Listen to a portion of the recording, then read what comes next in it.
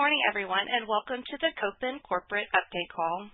Please note that this call is being recorded. At this time, I'd like to turn the conference over to Brian Prenovo, Investor Relations for Kopin. Please go ahead. Thank you, operator, and good morning, everyone. Before we get started, I'd like to remind everyone that today's call taking place on September 15th, 2025, we will be making forward-looking statements as defined in the Private Securities Litigation Reform Act of 1995. These statements are based on the company's current expectations, projections, beliefs, and estimates, and are subject to a number of risks and uncertainties that could cause actual results to differ materially from those forward-looking statements. Potential risks include, but are not limited to, demand for our products, operating results of our subsidiaries, market conditions, and other factors discussed in our most recent annual report on Form 10-K and other documents filed with the Securities and Exchange Commission. Although the company believes that the assumptions underlying these statements are reasonable, any of them can be proven inaccurate, and there can be no assurances that the results will be realized. The company undertakes no obligation to update the forward-looking statements made during today's call. And with that, I would now like to turn the conference call over to Michael Murray. Michael? Thank you, Brian. Good morning, and thank you all for joining us on such short notice. The past week has brought game-changing developments for Kopin, and we wanted to make sure our investors fully understand the magnitude of where we stand today and the powerful direction we're heading. This morning, we announced one of the most transformational milestones in our company's history.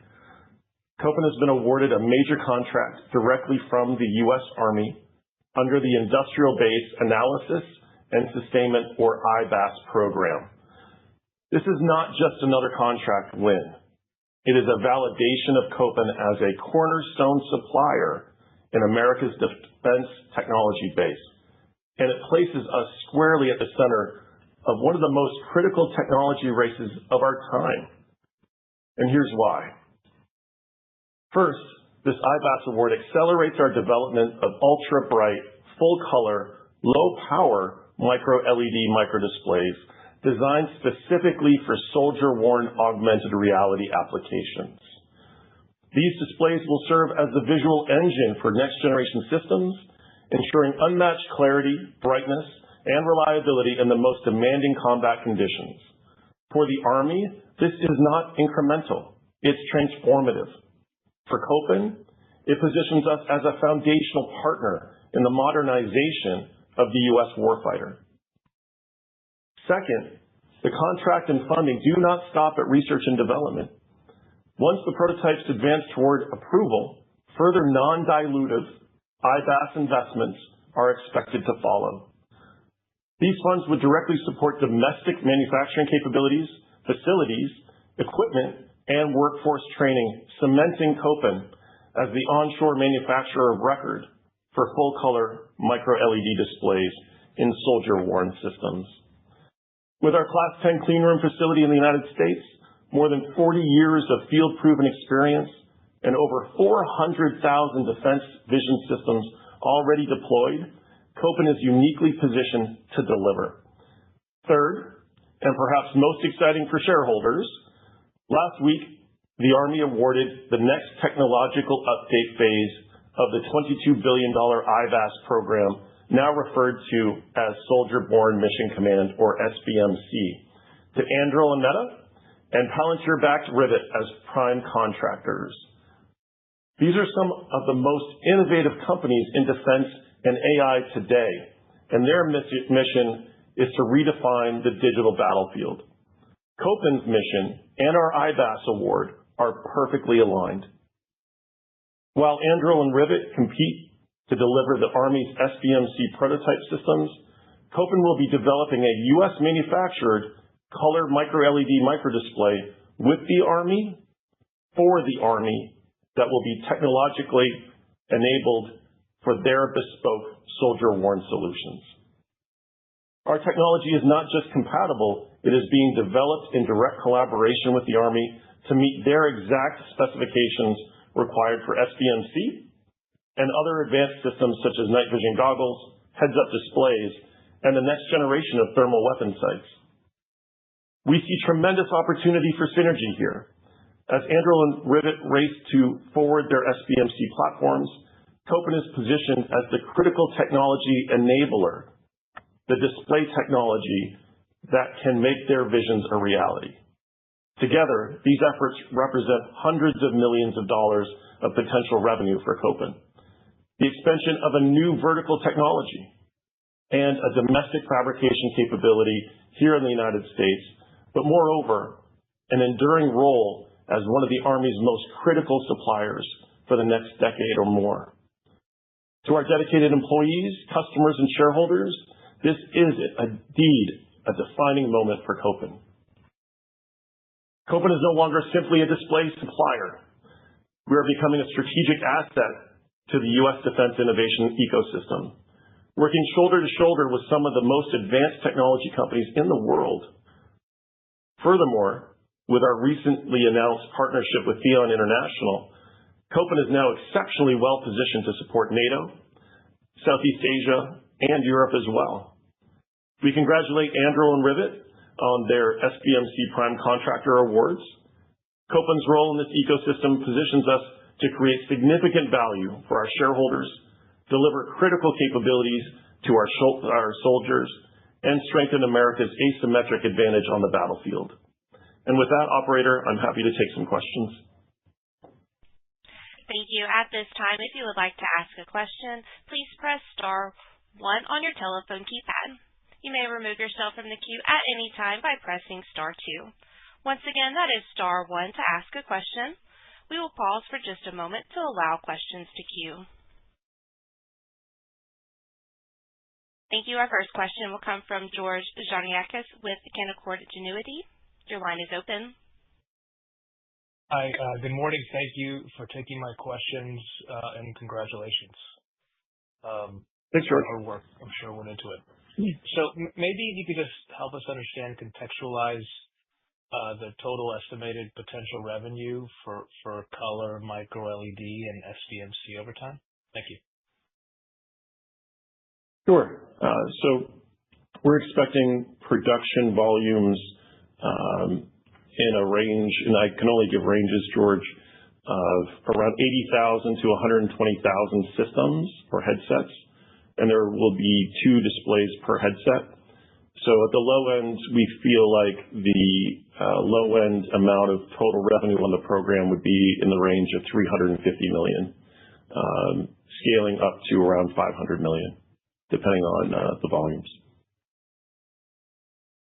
Thank you. And maybe if you can also contextualize for us what this win means. I mean, how does this transform the probability that you do win these slots and are embedded in the SBMC program? Thank you. Yeah, great question. So as we work with the Army to develop the microdisplay, as I said in my prepared remarks, we're working with them to develop the technology and the display to their bespoke requirements. This will be a very difficult display to manufacture, and it will be tailored and customized to their exact requirements. This will be a very challenging AR environment, and the display will need to have certain functionalities that normally we wouldn't put in a commercial display. So as we customize the display for the Army, with the Army, we expect to have success with the prime contractors in SBMC. But moreover, we're also expecting to see success in other applications for the Army, like the next generation of enhanced night vision goggles, as an example, or the next generation of thermal weapon sights, of which, as you know, we currently manufacture. So we see this as not only just SBMC, but this display and this display technology and the displays, I say that with plural, we think we're going to have a tremendous opportunity to supply multiple programs for the Army, not just SBMC. So maybe it's fair to say, I'll put words in your mouth a little bit here, Michael, that to the extent because you're working hand in hand almost with the DoD here, it's almost yours to lose as you're co-developing the product, the display to get over time. Thank you.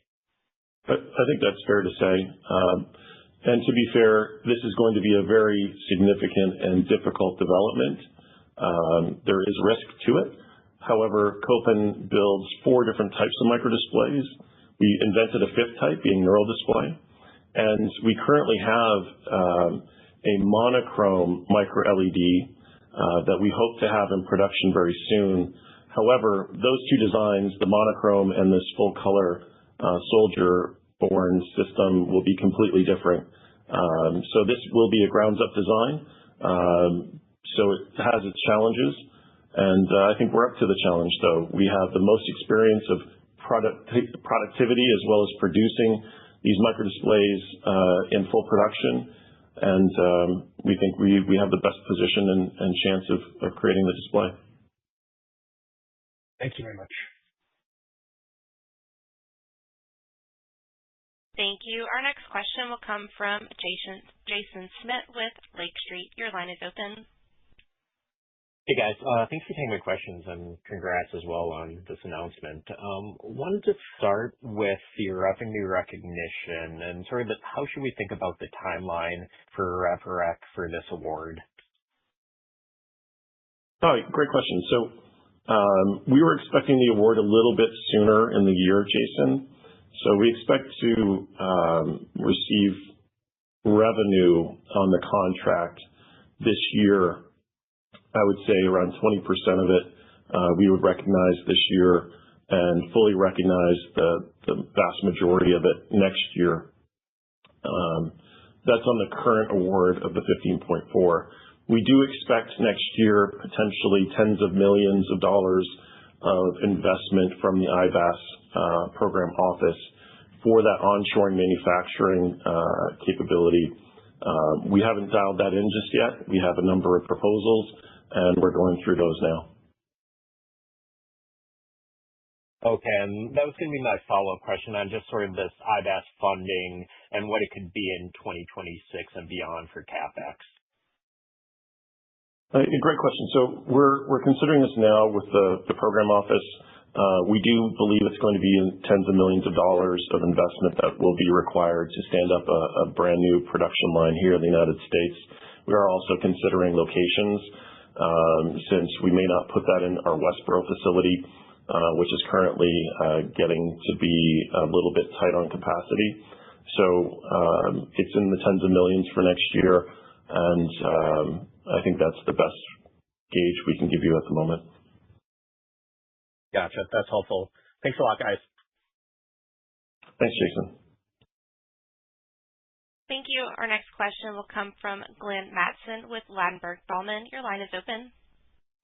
Hi, good morning. Thanks for taking the question and congrats on the news. I was going to ask a little bit about the monochrome display. You kind of hit on that a little bit, but it was kind of a series of questions leading up to the technological hurdles that you have to overcome to achieve this color display. Can you just talk about, I mean, you sound pretty confident. Obviously, the Army did their due diligence, so they're pretty confident. But can you talk about what hurdles you anticipate and how comfortable you are getting through all this?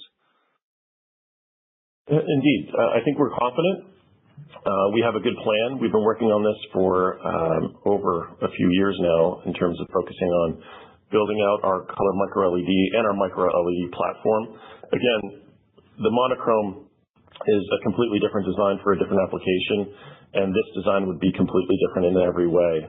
Our monochrome is focused on aircraft applications, and the color micro-LED will be focused on battery-operated and powered soldier-borne systems, which creates a tremendous amount of technical capability and challenge. We have a good plan. We have a number of partners that we've been working with and aligning with over the course of the last few years. And, Kopin's had 40 years of experience in this industry and at least 20 of producing LCDs and LCOS, as well as other OLED devices in production for the U.S. Army. So we know how to do this. We know how to do it very well, and we know how to do it in the United States. But there are significant technical challenges with micro-LEDs specific to yield and full color. So we have plans and contingency plans that the program management and engineering teams have put together, and I think the Army feels comfortable with it. I feel comfortable with it. But it is going to be a technical challenge that we need to overcome, specifically to stability of yields. That's really the big focus of the engineering organization. But I do believe this is a transformational technology for our warfighters. And unfortunately, many of our adversaries already have this technology fielded due to other countries putting in hundreds of billions of dollars of investment into this technology, because it is the brightest, highest contrast, and potentially lowest power microdisplay for these types of systems. So we have a lot of work to do. We're very much eager to get started. And again, this is truly transformational for our company, Glenn, and sets us up for the next decade of development with the Army. Just building on that point about adversaries having more advanced technologies, we've always led the field in kind of night vision and that kind of thing. So I guess that kind of can go to highlight the importance the OTA is placing on this, just to kind of give investors a sense of how quickly this whole process will develop and that kind of thing. That'd be helpful. It's a great point. The United States has always stated that we own the night. We own night vision, and we're the best in the world at it. I think with the amount of investment that China specifically has put into color micro-LEDs for their soldiers and aircraft, at the moment, I think we are behind, and we need to catch up. And I think the Army realizes that. So this is why we're investing here in the United States to onshore this capability and technology, because we know our adversaries have it fielded in systems already. And we need to take back the night. We need to lead in this technology and give our warfighters the ability to see their adversaries before they're seen. If that happens, they come home most often. So that's a very serious application here for this technology. And we're very proud, humbled, that the Army chose us to help them create that asymmetric battlefield that we've been looking for and deserve. So it's a big moment for us. Great, Michael. Thanks very much, and congrats again. Thanks, Glenn. Thank you, ladies and gentlemen. This concludes today's Q&A and event. Thank you for joining us. You may now disconnect.